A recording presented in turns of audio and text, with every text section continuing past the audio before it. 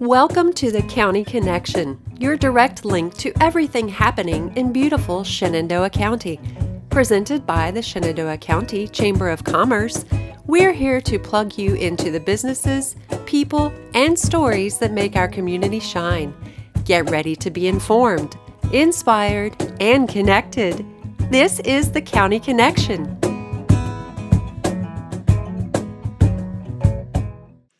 Welcome back to the County Connection, the official podcast of the Shenandoah County Chamber of Commerce. I'm Stuart Freakley, and with me, as always, is my co-host, Justin Wightman. Thank you, Stuart.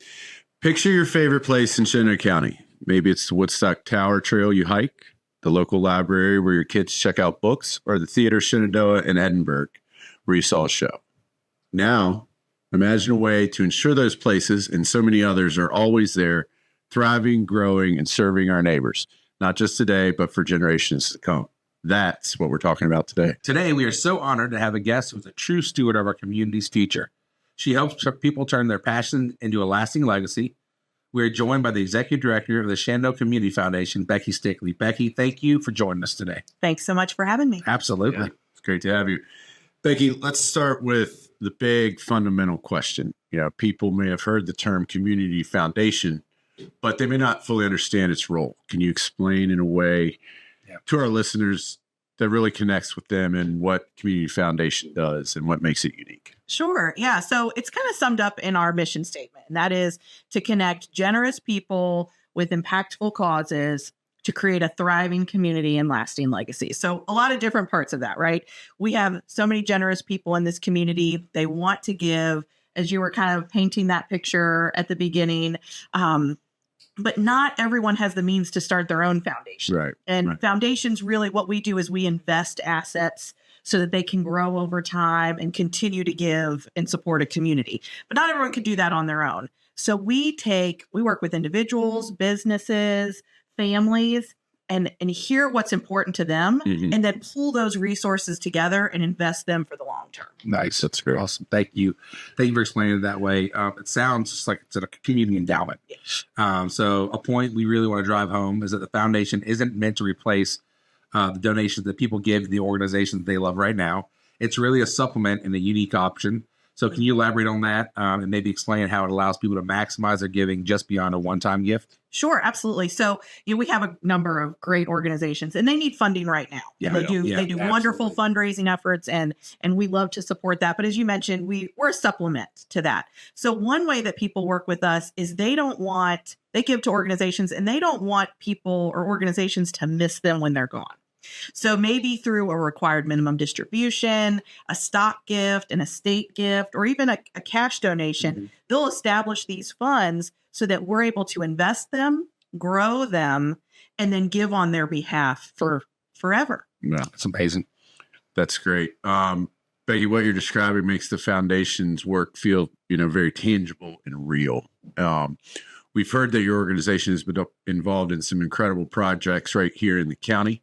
Could you share some specific success stories and a project that really, gets you excited about? Yeah, there's so many. And that's really what brought me to the foundation about a year ago is we work across so many different fields and interests.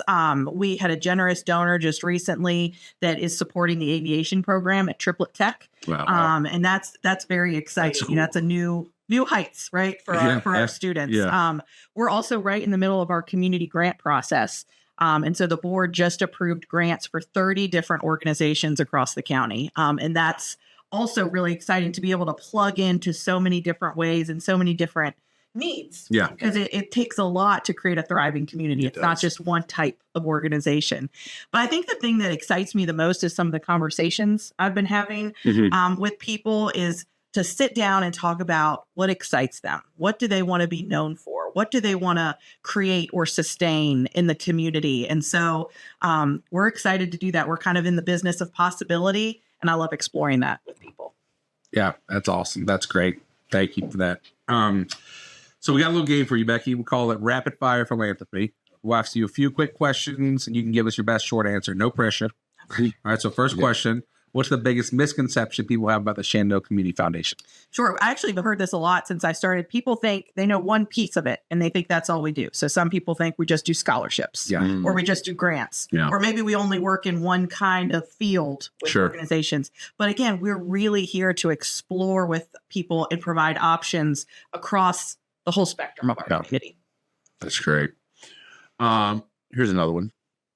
What's the most unusual or surprising gift or asset you've heard of someone donating to a community foundation? Horses. Oh, yeah. We do accept stock donations. We don't typically accept livestock donations. I don't want to rule it out, given cattle prices right now, but it is one that I would have to run by my board. I mean, what if it's like a thoroughbred racehorse? I mean, it may have been. And Charles Sound's right around the corner. We go there, put that thing in there. You know what I'm saying? Right. I don't know. You call me if they're giving a horse. Sounds good. We'll look at that. So, all right. So finally, what's one thing that you wish everyone in Shenandoah County knew about the local nonprofits? Yeah. So I think a lot of times we think of nonprofits as like an other segment of our community. We kind of put them in their own little box. You know, you've got business, you got government, and nonprofits are over here.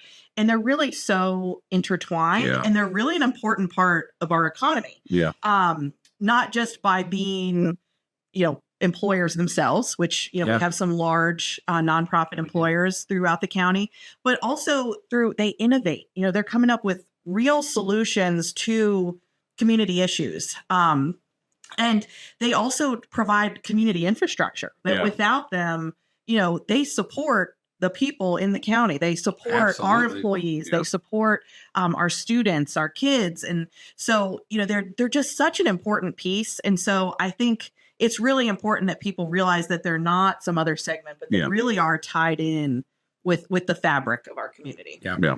That was great. It really shows the scope of the foundation's work. Becky, going back to the different types of funds, could you walk us through some of the primary ways people can partner with you or to start a fund? And we've heard there's options for almost every kind of giving. Yeah. So to start a fund, I mentioned some ways that people give, it's through cash or through stock donations, required minimum distributions, estate gifts. But when it comes to funds, we're not a one-stop shop. We really do work with people to figure out what they want and what their desires are. So the most general type of fund is an unrestricted fund. And that really is kind of at the core of a foundation. We don't know what our community is going to need 50 years from now. And an unrestricted fund allows us to change and evolve through time. Right. So we've got some wonderful unrestricted funds that are helping our community grants that I mentioned. And then you kind of come down to a field of interest fund. And that's where people decide on like a topic area. Some examples of that are our Endowment for Environmental Protection. We've got a Cultural Arts Fund. So they narrow it down just a little bit. They're not completely unrestricted. Then we go down to designated funds where a donor will say, I want it to go to this organization or this project. Right. And they can do that. And again, it provides such needed supplemental grants to these organizations. We also have scholarship funds that help students go into training, technical school.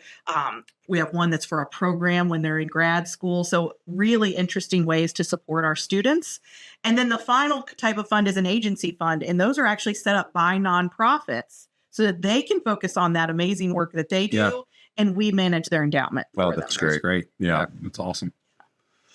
So it's inspiring to know there's so many ways to make a lasting impact, whether you're a recent graduate or been in the Valley for 50 plus years. So before we wrap up, what's your final message to our listeners about the power of giving right here at home? You talk to a lot of businesses and we all talk about how great it is to do business and to live in Shenandoah County. I think it's a really unique place. And it's only that way because of visionaries and leaders and innovators that were here before us.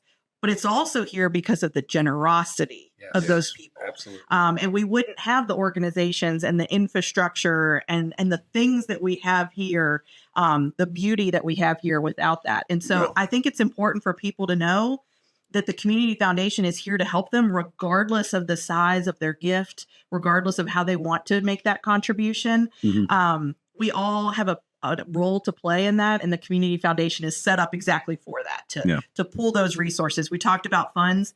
Some people don't have the means to set up a fund, but you can give to existing funds. You can, I guarantee you, we have a fund that someone would be like, I care about that, Yeah. to help children, or I want to help the environment. And so just think about you have the power to do that. And it's because of the people that came before us that we have what we have today. Yeah. Those precedents are great.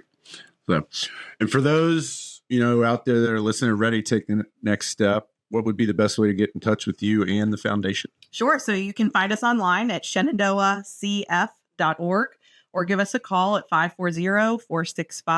540-465-1444. And again, we'd love to explore possibility with people. Also, absolutely. Excellent, Becky. Thank you so much for joining us and the incredible work you and your foundation do. Thank you so much for having Excited me. to see what's coming too. Yeah, It's good stuff. And that's it for this episode. Join us next time on any of our streaming channels, YouTube, Facebook, iHeartRadio, Apple Podcasts, or Spotify. Stay connected, Shenandoah County. Thank you. To take the next step in growing your business or to become a member, visit the Shenandoah County Chamber of Commerce at www.shenandoahcountychamber.com. There you'll find resources, our event calendar, and a full member directory. Be sure to check us out on our social media on Facebook, Instagram, LinkedIn, and YouTube. Thank you for joining us on the County Connection, where we connect business and build community. Remember, staying connected is how we all thrive. See you next time.